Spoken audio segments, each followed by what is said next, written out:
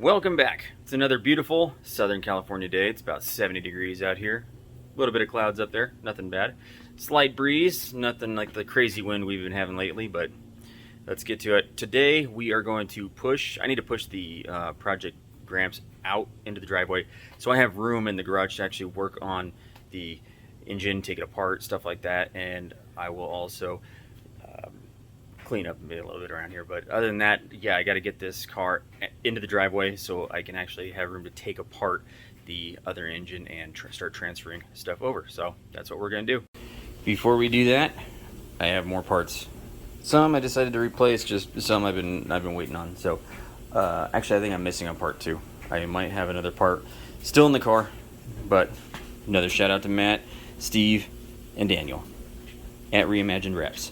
Check them out, reimaginedwraps.com. Motor mounts, got right here, left and right, brand new ones. You know, that one right here. I was able to score a fan clutch.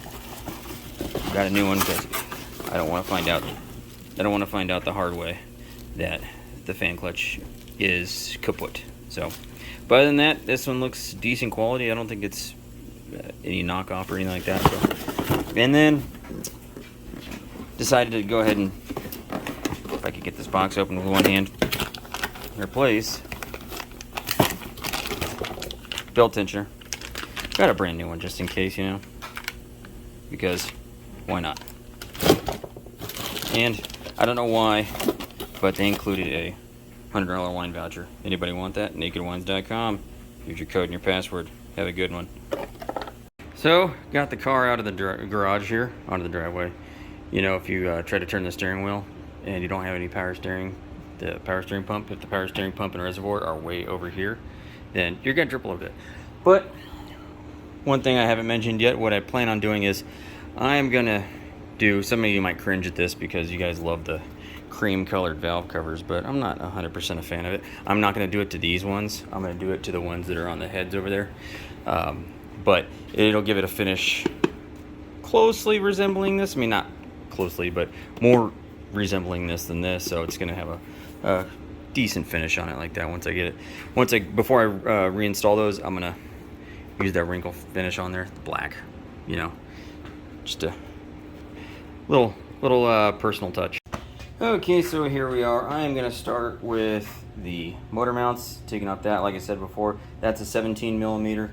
And then after that, I'm going to go around to taking off the accessories, mainly around the bottom of the oil pan. I probably won't take off the accessories up here quite yet because I want to be able to take the oil pan to work and clean it off. So I'm going to take off as much as I can that's around the oil pan and get that done. So that's where we are. I have no idea why there's 3 B's painted or written on each motor mount, but maybe they've been replaced sometime in the past. But I'm going to take them off, and then I'm going to go over showing you how to check with a brand new one to see if it's sagging, if it's collapsed, stuff like that. So we'll show you that.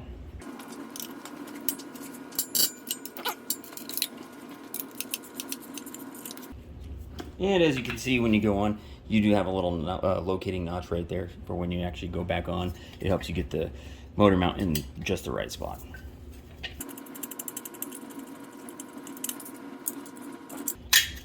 And don't forget to put the heat shield back on. So here, as you can see that the motor mount on the left, which is the new one, yeah, it's not factory, but whatever, it's a new motor mount. You can see how it's a lot taller than the one on the right. That you can tell that that's collapsed quite a bit. And I might have even, when I got it running, I might have even be able to feel that with the engine running. So you can see right there, that's how you can tell if your motor mounts need to be replaced with them out of the car. Another way you can tell if your motor mount needs to be replaced is if it's leaking. I just picked this one up and turned it upside down, and it leaked all over my hand. So if you see a leak on both sides of the car or one side of the car coming from the middle engine area, it's possible that your motor mount is just leaking the fluid out of it.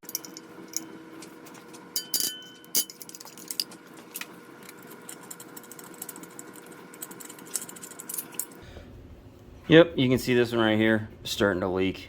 You can see there's a big old crack right there in the top, and it was starting to leak some of that fluid out of there. And also I did find that other part I ordered, brand new transmission mount.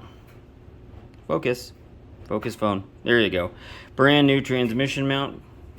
Might as well do that while I'm replacing the other mounts. Next, we're going to take the alternator off. I had already taken off that lower bracket right there.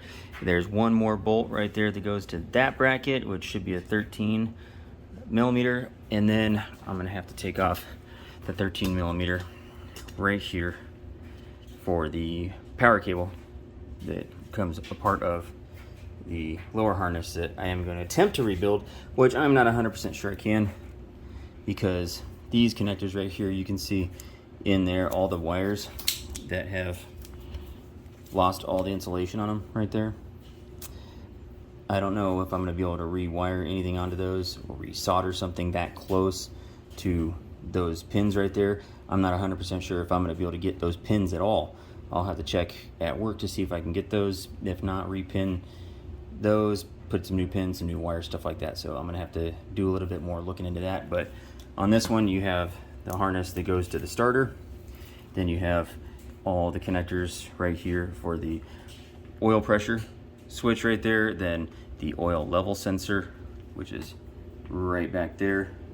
And then you have the wire for the alternator that I have already taken off, goes right there. And then you got one more 13 right here, and then it comes off. So we're gonna do that. Definitely seems to be a lot easier. From what I've heard, replacing this harness is a lot easier. Looks like it's a lot easier with the engine out as opposed to trying to do all this in the car. So, but let's get to taking that alternator out.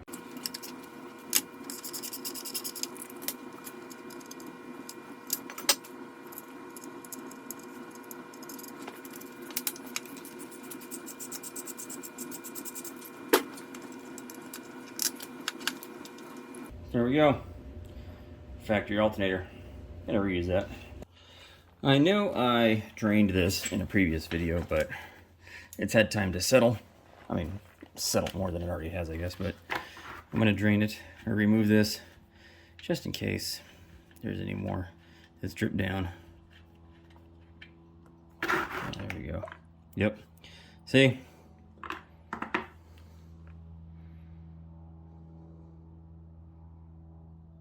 I promise I did drain this. And I'm not just draining it on my garage floor. I got a bucket. I thought I drained it. I swear, like I thought 100% I did drain it.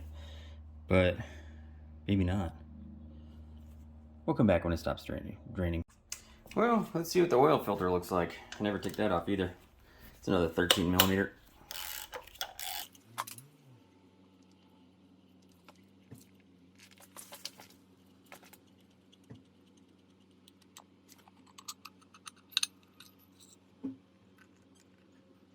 That oil looks terrible, by the way. Good thing I'm replacing this motor. Stinks too. I bet you this oil filter is just gonna crumble. Yep, look at this. Oh, let's get some light on it. Watch this. Is the filter? Yeah. This thing probably hadn't been replaced in quite a while. So I think what I'm gonna do is let this thing drain overnight just to keep dripping, stuff like that, just to save any kind of oil spots I might have in the car transporting it. But, you know, what are you gonna do? Next, we're gonna take off this transmission line right here. It's gonna be a couple of 5 millimeter Allens. There's one on the oil pan right about here. And actually it's right about here. And then there's another one on the upper pan right here. And then we're gonna take that off. Then we're gonna do the same thing on the other side.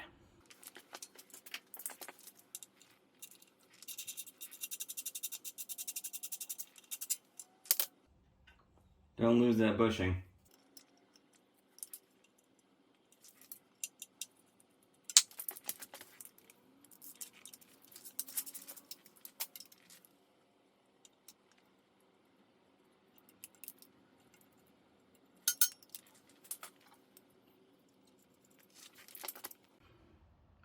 Same thing on this side. You have a 5 millimeter Allen there and a 5 millimeter Allen there. Next, we're going to take off the oil filter housing right here, and it's going to have 3 Allens, 6mm this time. You're going to have one here, there's one down below it right here, and then there's going to be one on this side right here. And before that, I got to take off this 13mm right here that holds the oil pressure sensor to the side of the oil pan.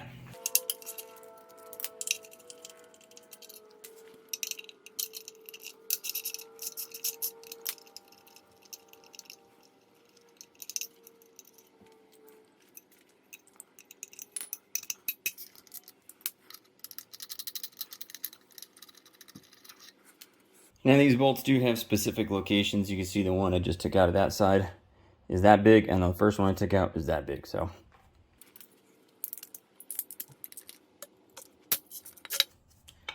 Ooh. Good thing I thought ahead on that one.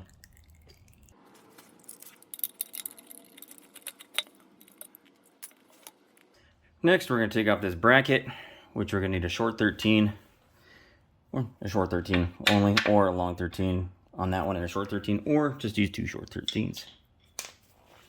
Possibly. Or we might need, nah, that'll fit. Now this 13 holds that weird reservoir that attaches to the water pump to this bracket. That thing right there.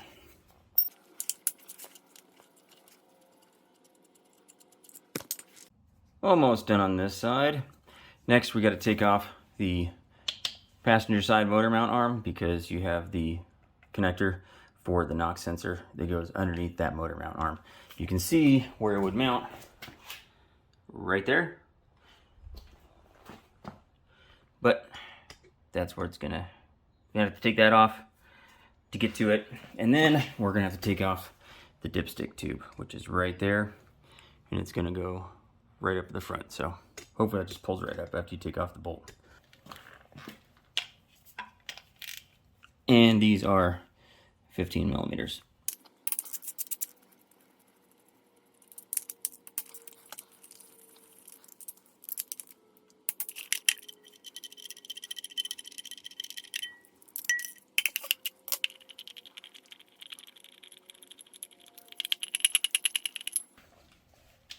And that looks like it's a 13.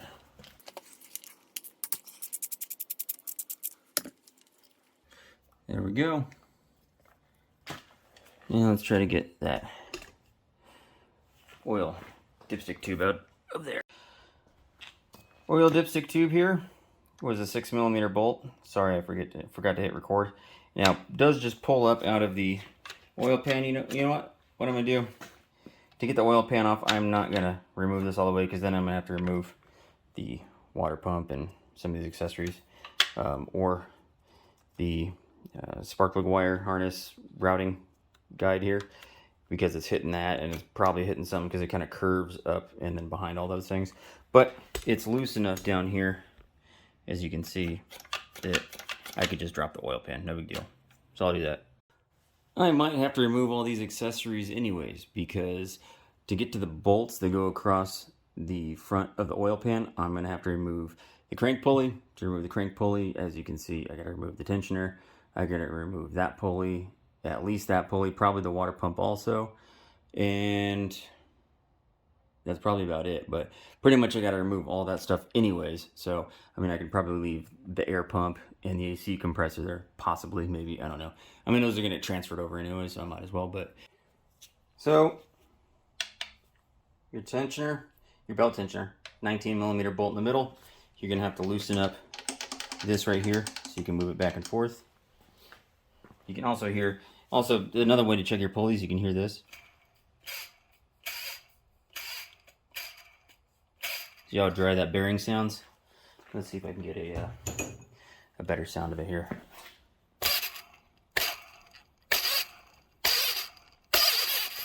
Yeah, that bearing sounds toast.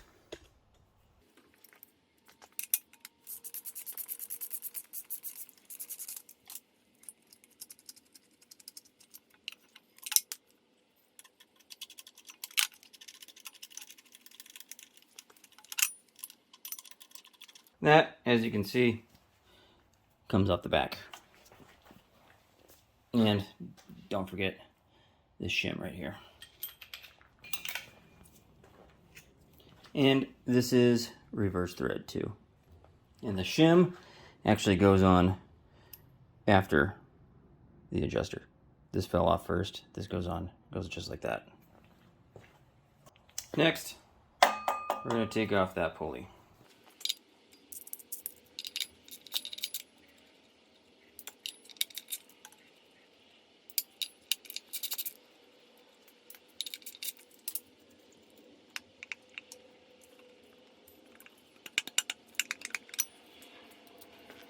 Next, we are going to take off the water pump pulley.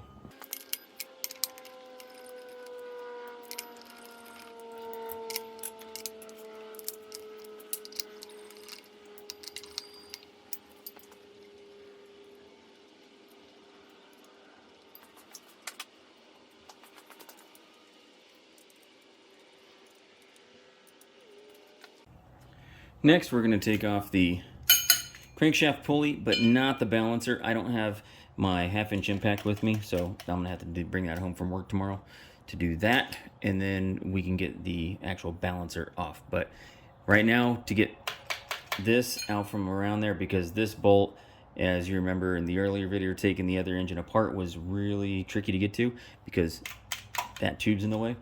I did buy a new tube and a new water pump, so I do have those. But I'm going to take this off, see if I can get this out of the way so I can get this off while leaving this bracket attached to this. I'm going to have to take off this air pump bolt that's a 13 also. To take that off, leave this attached to this, and then hopefully get that off. And these are all a bunch of 13s. Now, I had to use a chrome non-impact 13 because my impact 13 was the walls were too thick and it would not fit right here, so you might have to use something like that.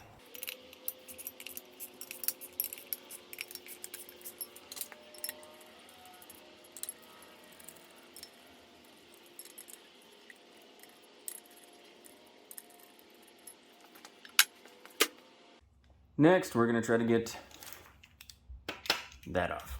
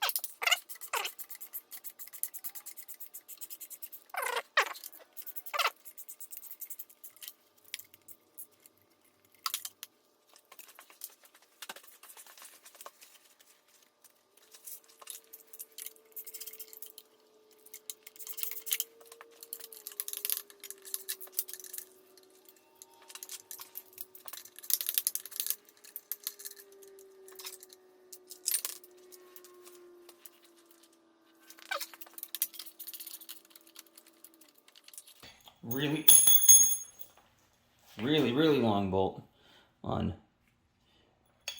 that one right there.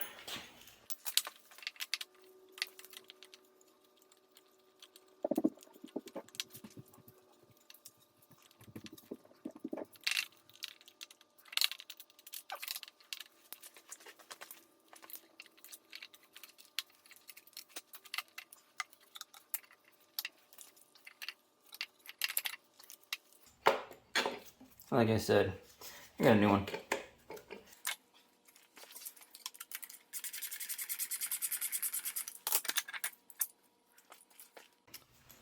Next, gotta take off AC compressor mounting bracket. You got 3 13s and a 10.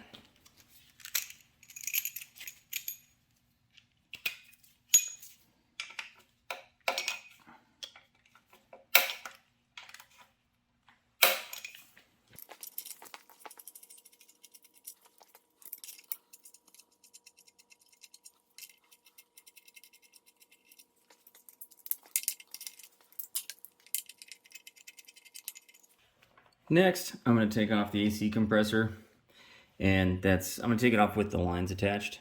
There's a nut right there for the lines, but the lines actually mount up here to the top of the compressor. They come off together. There's kind of hard to see, but this block right here, there's one of the lines right here, and there's the other line. Comes off in one piece. So I'm going to take this off with it, and then take that nut off, and then I'm going to take off the 4 nuts, or the four bolts that actually mount it to the side of the block. And these are all going to be 13s.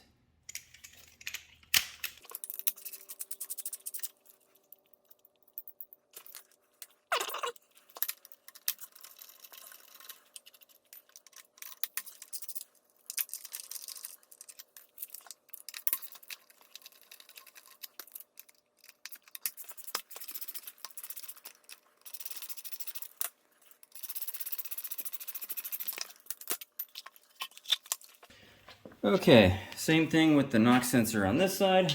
We're going to have to remove these 4 15s here, and then we'll be able to unbolt that knock sensor. Well, that's about it for today. Tomorrow I'm going to bring home the impact. Then we can get that off there. Then we continue getting that upper pan off.